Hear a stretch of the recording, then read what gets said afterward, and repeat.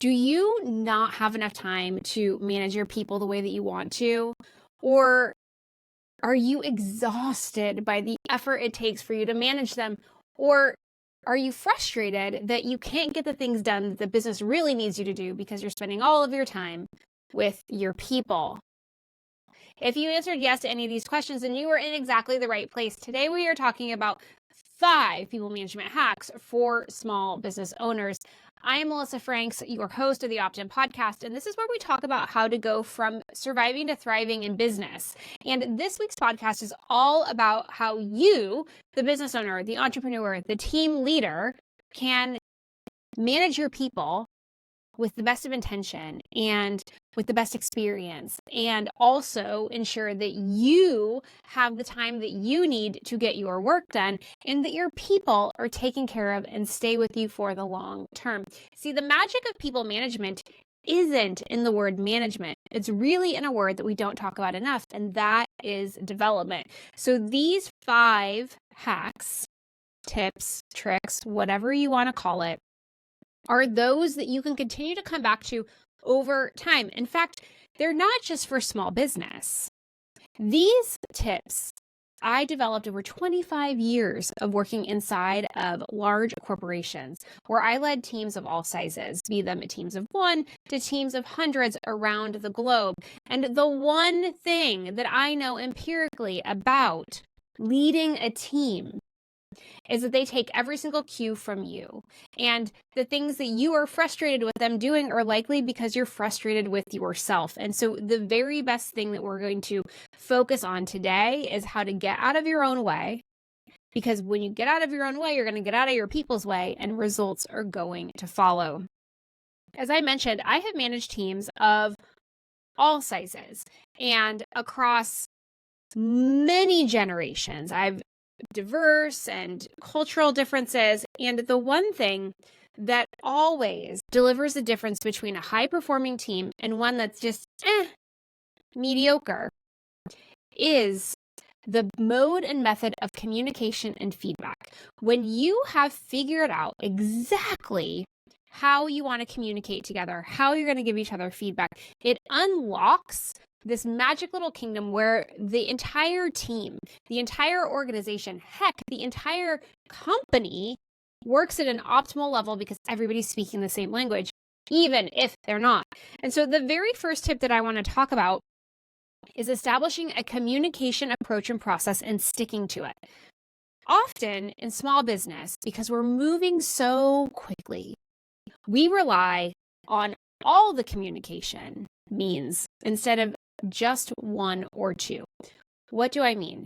Likely you're communicating in email. Likely you're communicating in Slack because nobody got the budget for Microsoft Teams. Likely you have some way of providing voice messages, which is happening in Slack, it's happening in Voxer. Maybe you're using WhatsApp. And you know what else you're doing? You're sending text messages. Eventually somebody makes a FaceTime, they have a Zoom meeting. I could go on and on and on.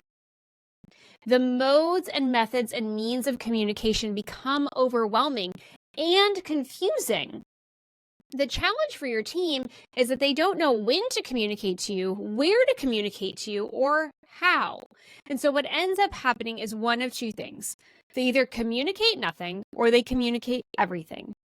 And either way, you end up frustrated.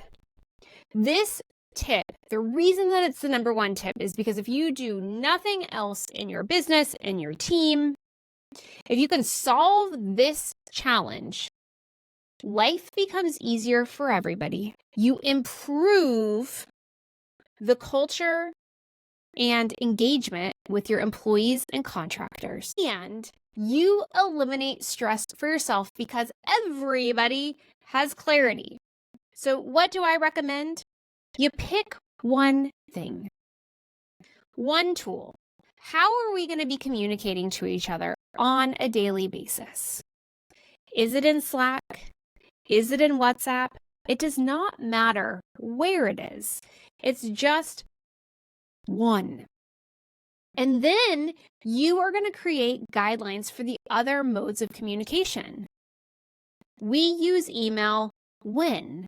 And generally, you're using email when you need to communicate with some of your team and some people that aren't a part of your team. We use meetings when? We use phone calls when? And when you develop the rules of the road, we do all of our communication in this one place, and then there are exceptions, and here's how we use the other methods of communication. Everybody wins. Everybody wins because they know the one place that they need to go to stay on top of things. Everybody wins because they know what to shut down and avoid distractions from. Everybody wins because they know who is going to be available where and how. Identifying how you're going to communicate, what tool you're going to be using, and what you're going to be using it for is the number one hack. Because once you know this, then you know, if I haven't heard from somebody in a couple of days, I should probably check in, right? So the very first thing that you want to do to eliminate frustration for yourself is you want to get really, really clear with everybody on the rules of the road for the tools that you have to communicate to each other and what you use them for. The tip number 1A, and I'm going to give this to all of you as a free gift because it goes to how you can best be productive, is you must implement a project management tool. You must. Pick Asana, pick Monday, pick your poison. You must have one place to go to assign work, track work, and communicate work that's completed. If you are relying on instant messaging or email or team meetings to do that, no wonder you're frustrated and overwhelmed. No wonder things aren't getting done. No wonder your results are suffering.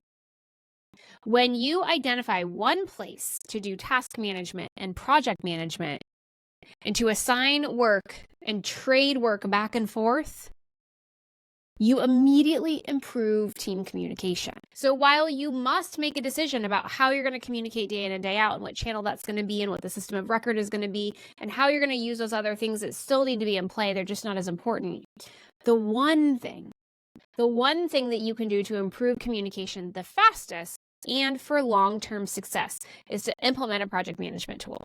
Tip number two is that you are a weekly list. Each person has no more than 3. And if somebody's priority is humongous, they might only have 1. What this weekly priority list does is it communicates to the entire team so everybody has transparency about who is working on what.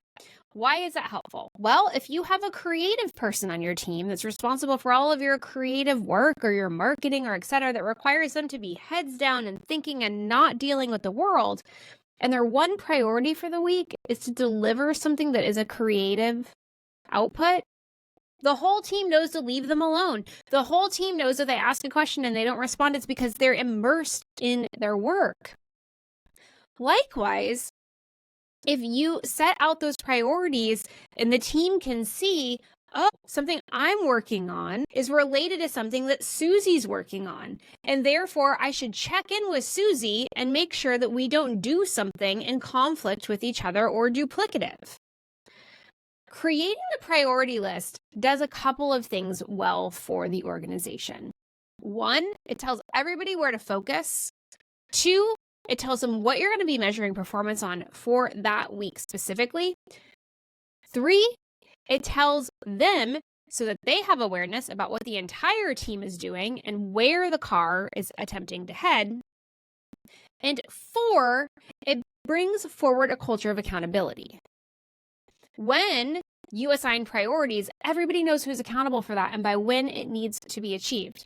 And this is really, really crucial because this priority list doesn't just include the priorities of your team. You're putting those for yourself there as well. Yes, you're putting your own priorities there. And the reason for that is you are giving them a glimpse into what's important to you. You as the leader, you as the CEO, you as the business owner, where are you spending your time? Where are you focused? What direction are you setting us in? And by sharing those priorities with them, they start to understand they're working on a new product. That's so cool. We're going to go into an emerging market, or they're going and getting professional development this week. I really need to let them do their thing and go get that work. And I'm going to do my stuff over here, but I'm going to keep it moving. Cadence of the priorities and the scope and the magnitude of them also sets the pace for the company. When you can weekly and routinely, week in and week out, assign priorities to the entire organization, it means that you are setting the pace. You're the pace runner in the marathon that is business. If you've never done any running before, in large format races, endurance races specifically, there is a runner who's not running the race. They're actually just setting the pace. So if you want to run a 9-minute mile, follow that person. If you want to run a 6-minute mile, follow that person.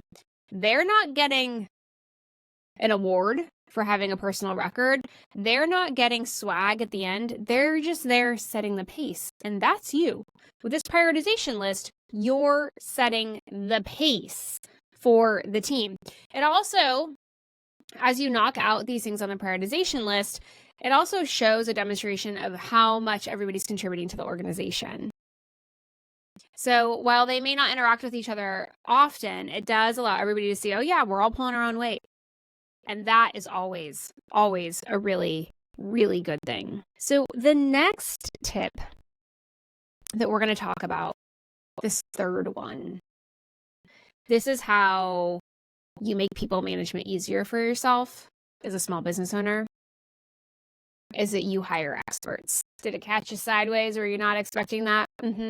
You see, when you hire somebody that has expertise, when you hire somebody that has done the job before, when you invite into your company somebody that knows how to do the job better, then they require less management. They do. And now I know that it is tempting to hire somebody that's moldable. Recently, I was talking to an entrepreneur and we're talking about a new role that they want to bring somebody in. And the question was asked, should I bring somebody in that I can mold, or should I bring somebody in that's an expert? And with this specific entrepreneur, what I knew empirically is that people management was not something that this person wanted to do. The thing with hiring somebody that's green, that's new in their career, that just graduated college, is that it requires a lot of you as the people manager. You're going to train, you're going to provide feedback, you're going to coach, you're going to encourage, you're going to course correct, you're going to hire the wrong person and have to hire again. You may even hire the wrong person again and hire again. And the reason for that is some of these people have never worked before, like real work. And they may get in and think that they had a high attention to detail, but they were just really good at taking notes in school and they can't manage their time well. You just don't know. So unless you are in a place where you want to dedicate all of your time to coaching and leading and managing and training an employee, your small business is not the place to hire entry-level workers. What you need to do is you need to hire an expert. I get it. Experts are expensive. I can hear all y'all right now. But Melissa, I can't afford an expert. I need somebody that will take $30 an hour. I hear you. I do. And what I do know is that when you hire an expert, they're doing the work once and you're saving a whole bunch of money. Let's just think about this for a second. Let's say that you hire a college hire and they're $20 an hour, which means that when they work 10 hours for you for the week, you've spent $200. And let's say that in that 10 hours for the week, they got 1 out of the 5 deliverables that you wanted done. And why is that? Well, because they started working on it and then you had to provide feedback and then you had to provide feedback and then you had to provide feedback again. Whereas if you hire an expert that's making twice that, if they're making $40 an hour and they worked the same 10 hours, so they made $400 instead, you'll receive the entire to-do list done. And you'll say thank you. The difference between hiring the person at $20 an hour and hiring the person at $40 an hour is that you're going to get more work done at a higher quality faster. In fact, if you compare apples to apples and you say, well, it cost $200 for me to get one task done that also required me to spend 10 hours of my time managing and providing feedback, versus it only cost me $80 to get one task done. And I didn't spend any of my time doing it. Which is less expensive? Hiring the expert. There are millions of examples about how businesses save money by paying for people that have more experience. In your case specifically, because you do not have the time and the bandwidth to develop and manage your team, the best thing that you can do for yourself is to buy expertise. Hands down. Now, once you get these experts in, once you get these people that aren't entry level, what you're going to find is they're going to get comfortable, and then they're going to work hard, and then they're going to take on more responsibility, and then they're going to ask for more. They're going to ask for more money. They're going to ask for a job title change. They're going to ask to go from a contractor to an employee. They're going to ask for more. The good news is that they're very committed to your business. The good news is that they see a future with your business. The good news is that they're looking ahead and dreaming big with you. The bad news is that you may not have the opportunity for them that they're looking for. And so tip number 4 is just ask. And this is a people management tip because what happens often is that when you are managing your team, you think you can read minds. You think that when Susie comes to you and asks you for a raise, that she's just greedy. When in fact, that may not be the case. Maybe Susie's actually doing 50% more work than is in her job description, and she just wants to get paid for what she's doing. Or maybe Susie went out to drinks with a bunch of friends and she found out that she's making less than they are and they all do the same job. You don't know why Susie asked for the pay raise. You know what you think you know, but you don't know. And that's why tip 4 is just ask. And here's the kicker. Don't ask when they present you with information. Ask anyway. When you're interviewing somebody, before they ever step foot inside of your business as a contractor or employee, ask, what's your goal? Do you want to do this job for the next 35 years? Do you see yourself growing? Do you see yourself taking on more responsibility? What is your goal of working here? Why do you want to work for me? You know, one of the things that happens in small business, and this is something that you really need to be aware of, is that people will say that they want to come work for you, and really what they're hoping to do is learn from you. And the people that learn from you most often are your clients. They're not your employees. And so what you want to do at the beginning, at the outset, like where you want to take this is you want to have a conversation early on. And you want to be transparent and candid about what you can and can't offer them based on where the business is. And then once they come in, employee or contractor, it doesn't matter. You have to keep asking. Is this role meeting your expectations? Are you still in the place where you want to do this job for the next 35 years? Or now are you thinking that you might want something more or different? Is this company a cultural fit for you?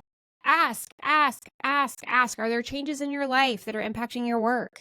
Ask, ask, ask, ask. And just so that we're super clear, this goes for non-performance too.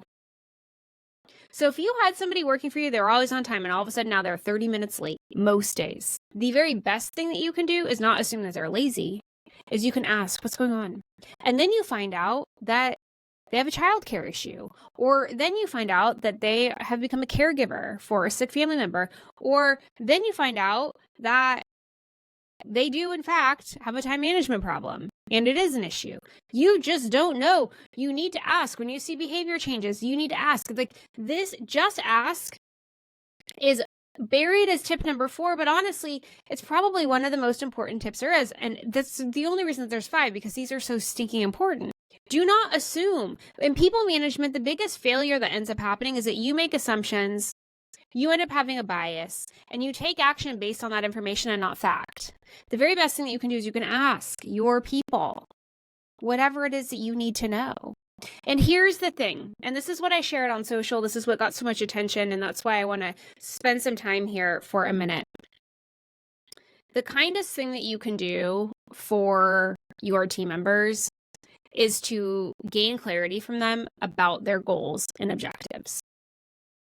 And here's why. Because they may be looking for opportunity that you cannot provide. They may be looking to continue to advance their career and take on more senior roles and make more money.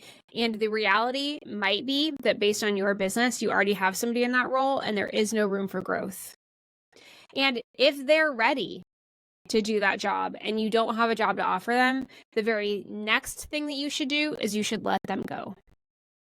Support them, help them find a new opportunity, give them good references, and wish them well. That is how you manage your people well. The opposite is true in that when you have a conversation, you may find that they are already doing more, or they're aspiring to do more, or you have been in conflict in your business because you need to hire somebody at a more senior level, and you just weren't sure if you were ready or not. And if they're communicating to you that they want to be at a more senior level, you've solved your own problem. You're not a mind reader. You have to be in conversation with these people. You have to ask, you have to get clarity. And the reason that this is so important is because leaders will keep people in a job way longer than they should. You will keep poor performers in a role significantly longer than you should. You will hold people back from growing professionally because you're too reliant upon them and you're afraid to cut them loose and let them grow their wings. And what ends up happening is a couple of things. For the top performers that you know you don't have an opportunity for, you keep making empty promises. You keep promising them that you're one day, just hang on, that role will be created, that promotion will be available, that salary will just keep hanging on. And you lose credibility over time because the thing is that person tells other people. And so they now know that you said 3 years ago that they were going to get a promotion soon and they still don't have it. And you lack credibility. And ultimately that person's going to end up leaving anyway, but they're going to leave so with resentment and you're going to have a bad reputation. It's just what it is. And with the poor performers, it's the exact same thing. If you allow poor performance to be happening and you don't address it, you don't ask what's going on, you don't diagnose, you don't try to help solve the problem, the rest of this team is going to see that you accept poor performance. And you know what they're going to do? They're going to take a break. They're going to lean back. They're going to say, she's not so worried about how I'm delivering because she's not worried about that person over there.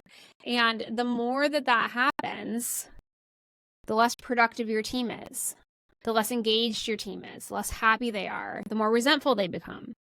And instead of addressing the one person with the one problem, you now have a team of people that are all having problems and you don't even know where it comes from. And you know what ends up happening is you have to get rid of the whole team. And it was a problem that you created for no stinking reason. You have to be brave enough to ask your people. And if you do not have the courage to ask the hard questions to your people, what is going on? Why has your performance changed? What do you want to do with your life? If you don't have the courage to do that, then you're in the wrong business. Because leading people, leading teams, owning a business is just a series of hard conversation after hard conversation. I continue to hit this point home because you need to talk to your people.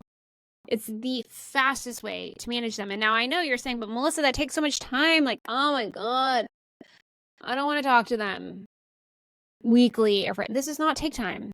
This is the biggest time saver of all, because if you talk to an employee and you realize that they have aspirations for more seniority and more money and you don't have that to offer them, you just save 6 months of their life and yours. You can work together to develop a plan so that they can go find a job that's going to fit them and they can help you find somebody to replace them.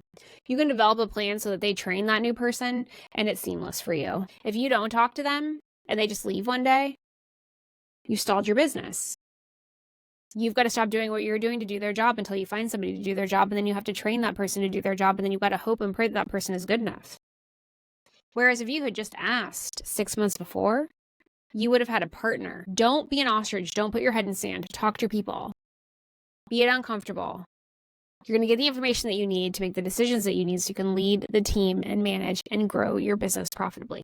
Now, this last tip, this was something that I employed with all of my teams. And, I'm not in corporate anymore, and I don't have to report to HR, and they're not policing my activities. So now I can tell y'all what the process was.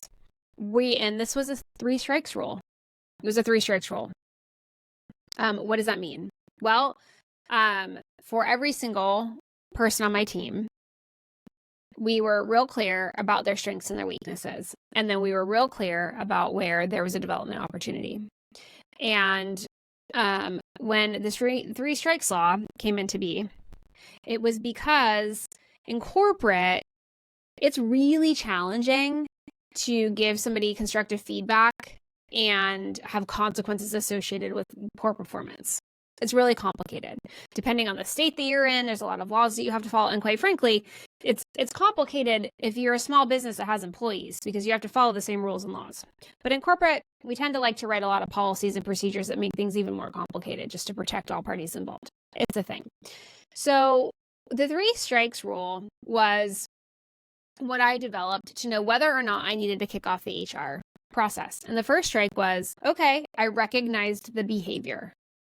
I see it. I'm going to let it go, but I'm going to document it. I see you. I see you walked into the office late for work. I got you.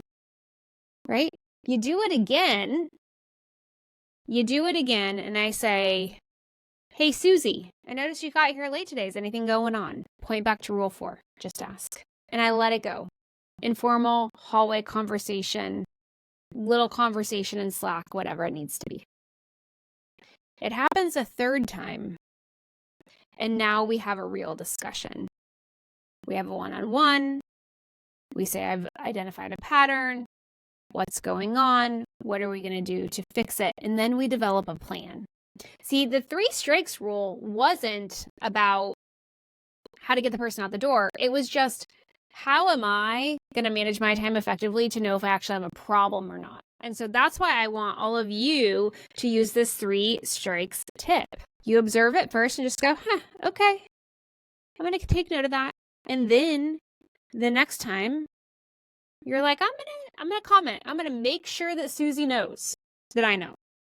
And then the 3rd time, that's when we ask. That's when we go back to tip 4.